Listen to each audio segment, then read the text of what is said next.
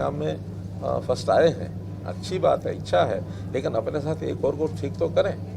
तो परोपकार तो यही होता है कि दूसरे का भी कुछ उपकार हो, इसलिए इस नई कल्पना के साथ ये सारा कुछ किया गया। ज़्यादा शहरों में कंपटीशन आएगा, ज़्यादा शोर आ गया है। एक आपने लास्ट में सर कहा था कि एलिमिनेशन राउंड भी रहने वाला है, कुछ वो नहीं, वो बता दिया। हाँ, वो क्या है कि कहीं ऐसा ना हो जिनको लगेगा एक बार सुपर में पहुंच गए तो पहुंच ही गए, कुछ करे ना करे। वही सुपर शहर नहीं है ये सुपर लीग है, सुपर स्वच्छता लीग है।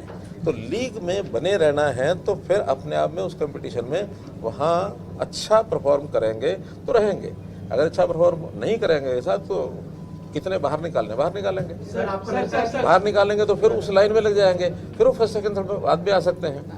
किसी भी वर्ष में अपनी श्रेणी में फर्स्ट सेकंड थर्ड फिर आ सकते हैं। हाँ, जैसे वो एक खेल होता है ना सांप सीढ़ी का।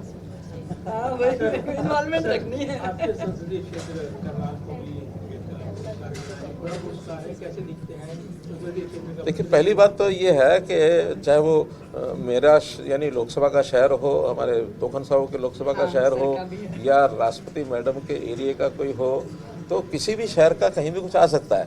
इसमें हमारा कोई योगदान नहीं है। उस शहर के लोगों ने ही किया है जो कुछ किया है, और उस शहर के लोगों को मैं बधाई देता हूँ, शुभकामना देता हूँ, और साथ में ये भी आग्रह करता हूँ कि इस अपने स्थान को बनाए रखने के लिए लगातार इस काम को करते रहें, वरना ये कब बैक गैर लग जाए पता नहीं लगता। हरियाणा से वैसे सर एक ही अवार्ड था, लेकिन छत्तीसगढ़ से शायद 3 या 4 अवार्ड रहे हैं। तो मैं इसके लिए हमारे तोखन साहब जी इनको बधाई देता हूँ।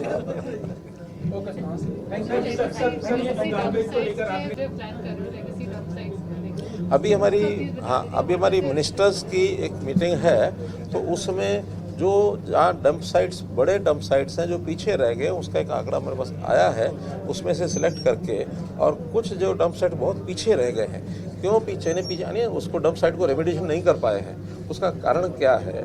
उनको वहाँ कोई कठिनाई आ रही है क्या, वो टेंडर नहीं कर पा रहे हैं, या वहाँ कोई टेंडर किया तो बाद में कोई दिक्कत आ गई है, किसी को फाइनेंसिंग की दिक्कत है, तो ऐसे जो विषय है उसका ध्यान करेंगे।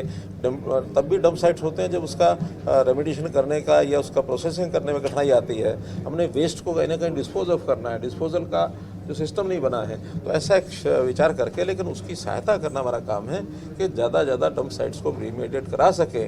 और अगले 1 साल भर में हम चाहेंगे कि एक भी लेगेसी डंप साइट न रहे।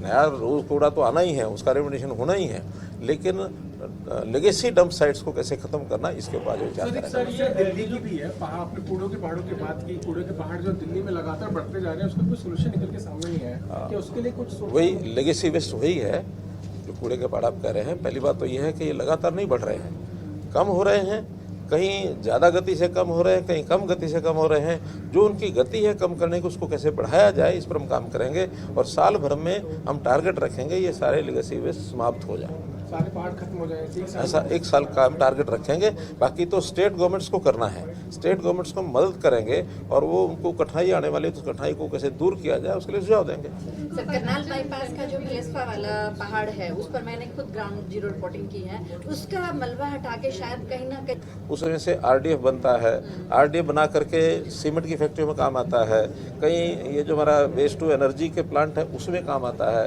कहीं लैंड फिलिंग में काम आता है।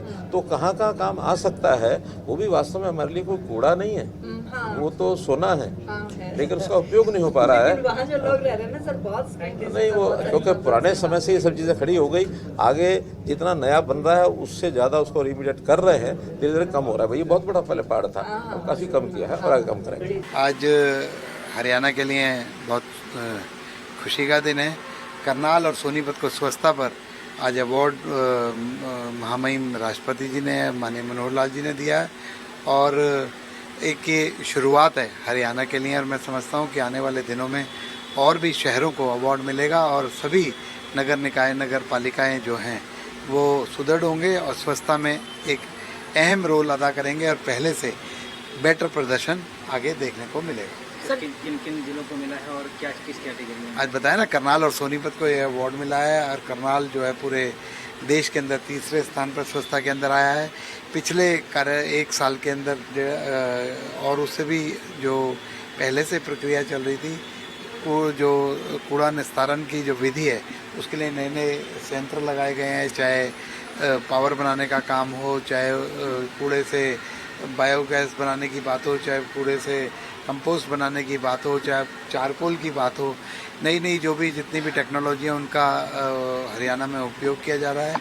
और डोर टू डोर कलेक्शन के नाम पर भी अच्छी एजेंसियाँ को हायर किया जा रहा है। और जो अपने स्वच्छता जो मित्र हैं, जितने भी सफाई कर्मचारी हैं, सभी को अच्छी ट्रेनिंग देकर अच्छे वातावरण में स्वच्छता को बेटर करने का हरियाणा सरकार का प्रयास है। माननीय नायब सैनी जी ने कहा है कि स्वच्छ हरियाणा, स्वस्थ हरियाणा ये हो कर रहा है। सर, जिस तरीके से अवार्ड मिलते हैं तो लगता है कि जिम्मेदारी और ज़्यादा बढ़ जाती है। जिम्मेदारी और बढ़ जाती है, उसके अलावा प्रेरणा भी मिलती है। जो अन्य शहर हैं और अन्य लोग हैं, आज मैं इसके लिए करनाल की, सोनीपत की जनता का, वहाँ के जनप्रतिनिधियों का, सभी डिपार्टमेंट के अधिकारियों का बहुत बहुत धन्यवाद करूँगा, उन्हें मुबारकबाद दूंगा कि उनके जो प्रयास है रंग लाए हैं और आज हरियाणा ने स्वच्छता में बहुत बड़े अवार्ड जीतने का काम किया।